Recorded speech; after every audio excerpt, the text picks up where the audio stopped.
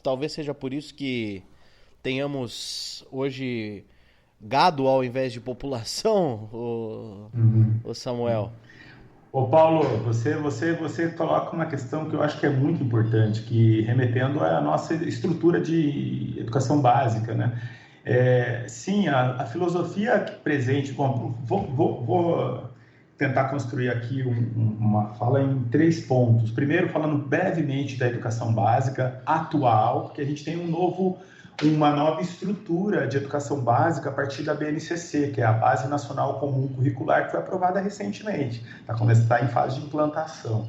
Então, primeiro falando dessa parte da base, do que eu percebo como interessante, há uma clareza por parte dos educadores, gestores, diretores de escola, coordenadores, entes públicos no geral, do Ministério da Educação. Estou falando ainda de várias pessoas técnicas, né? Não da parte das pessoas políticas que utilizam, às vezes, desses cargos, desses lugares, para fazer simplesmente aquilo que não é efetivamente da área. Então, um desvio de finalidade gigante no Ministério da Educação, desde o nosso primeiro-ministro dessa gestão, não estou falando disso, dizendo que os técnicos da área já têm, obviamente, aí notícias da necessidade de aprimoramento da educação. Nós temos resultados tanto do SAEB, que é o nosso sistema de avaliação da educação básica, como do PISA, que é o nosso parâmetro internacional, em que as crianças têm demonstrado que têm tido dificuldade na aprendizagem.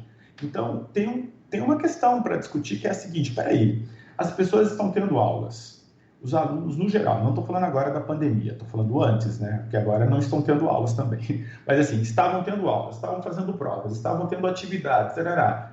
O que acontece que a pessoa não tem um bom desempenho no SAEB ou no PISA? Quer dizer, tem algo errado, porque você está tendo as atividades. E aí, esse algo errado são várias pesquisas para tentar identificar onde é que está o problema, se está só naquilo que diz respeito a um currículo que não é interessante para os estudantes. Aí tem tudo a ver com o que você está falando, Paulo, porque a gente tem uma herança de um currículo de muito tempo que não parou para fazer a seguinte pergunta: desde a nossa reabertura, né, em 88, com a nova Constituição, a LDB, que vem em 96 e tal, a gente tem uma herança de uma estrutura educacional ainda da ditadura militar, que é uma herança ainda de uma certa estrutura que remete à nossa própria história. Então, a pergunta fundamental é mais ou menos a seguinte: será que a gente poderia construir uma outra escola sem essas bases? Pensar uma escola totalmente inovadora no sentido de fazer as seguintes perguntas: quais seriam os conteúdos adequados e necessários para as crianças de educação básica ou mesmo para jovens no ensino médio?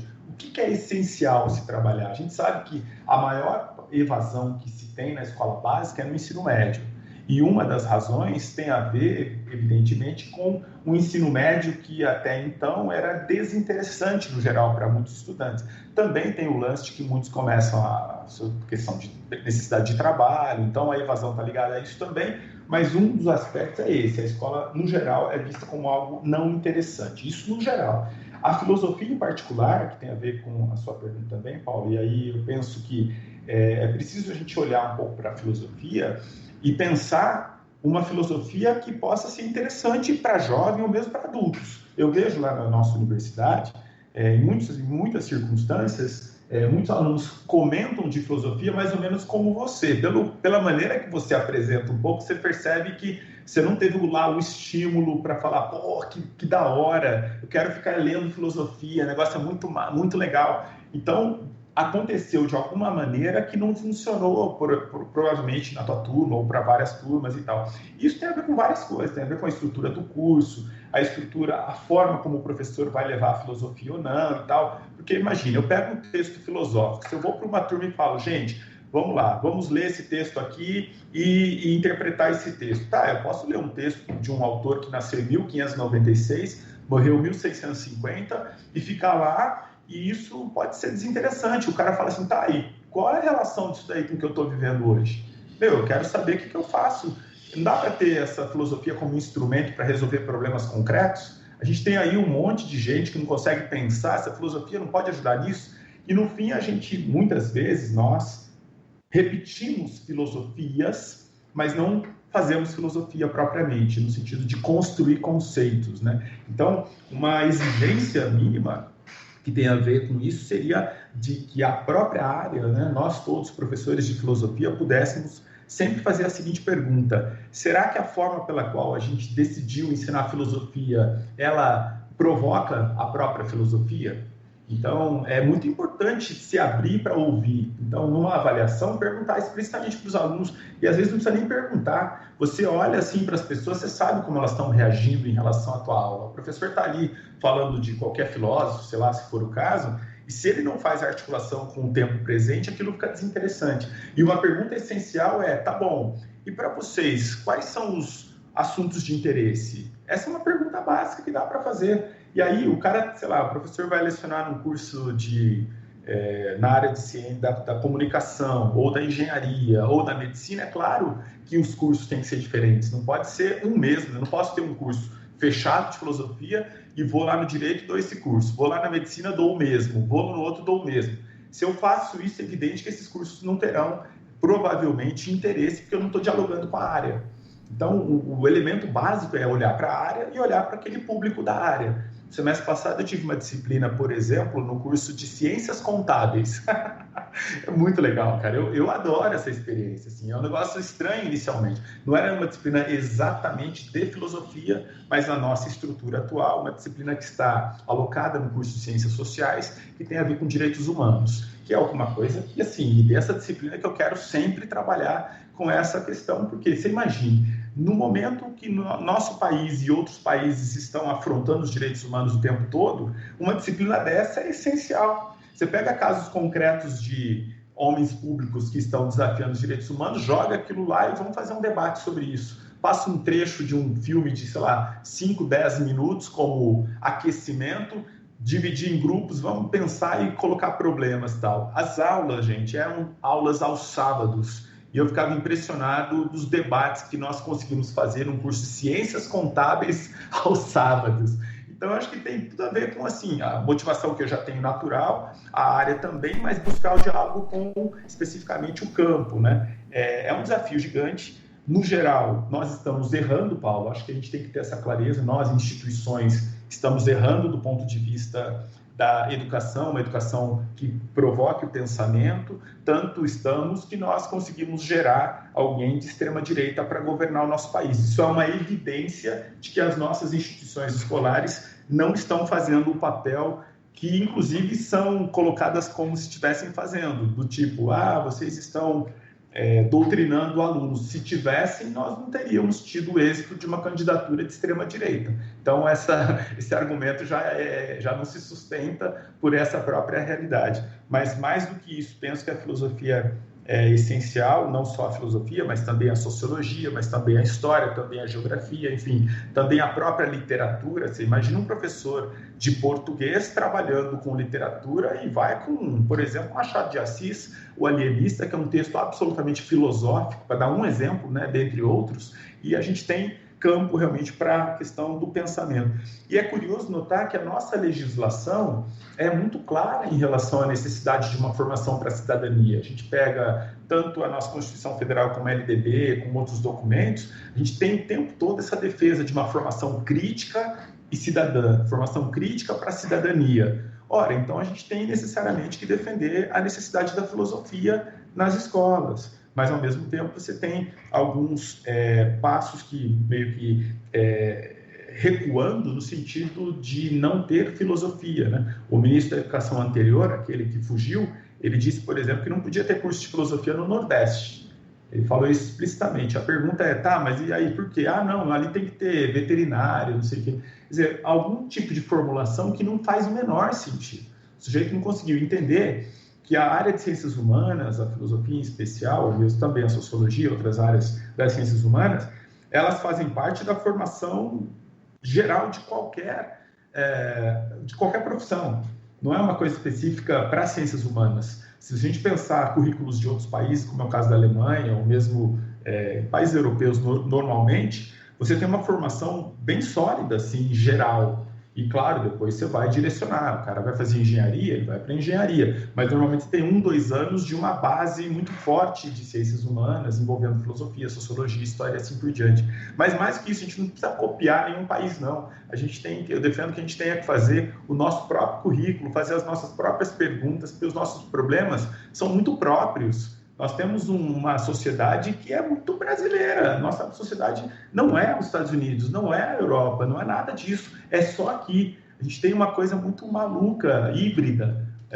A discussão, às vezes, que aparece entre direita e esquerda, um negócio muito maluco. Você fala direita e esquerda nos Estados Unidos, o camarada que é de esquerda é liberal.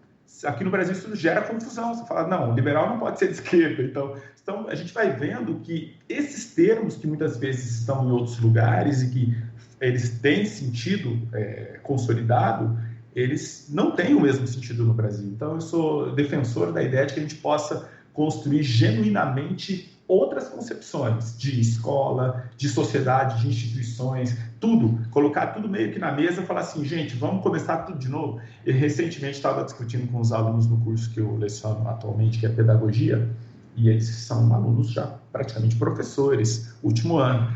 E aí, discutindo o seguinte, fiz uma provocação. E se nós não tivéssemos escolas?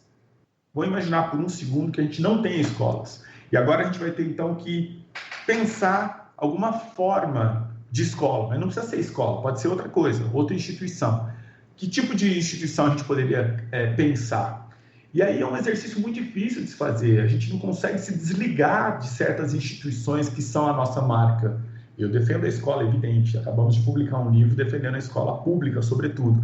Mas essas perguntas de colocar o limite, talvez possa provocar que a gente pense assim, tá bom, o que efetivamente a gente precisaria para uma formação mais cidadã? Porque essa que nós temos não tem sido suficiente. E nós temos escolas, as escolas estão aí. Claro que a escola totalmente fragilizada, totalmente sem recursos, etc.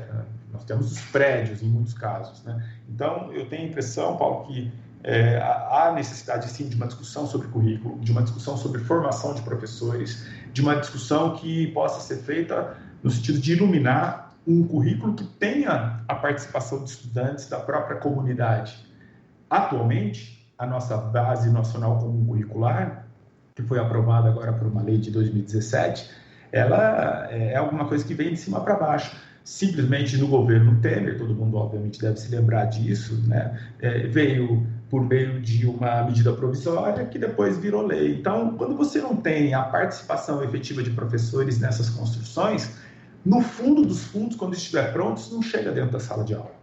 Por mais que você fale, pô, tá aí agora, a gente tem uma BNCC bem desenhada, com habilidades e competências claras para o ensino médio e tal. O ponto é, será que isso vai chegar na sala de aula? Os professores não participaram dessa construção. Talvez a gente tenha dificuldade. Então, essa coisa da formação de professores é um eixo também que a gente não pode deixar de lado. Cuidar da formação de professores. E para isso, precisa de recurso, né? Precisa de recurso, precisa de literalmente investimento pesado no campo educacional. Defendo, por exemplo, que um professor de educação básica ele deveria ganhar o que ganha hoje um professor de universidades federais. O salário inicial de uma federal não podia ser diferente de quem está em qualquer nível.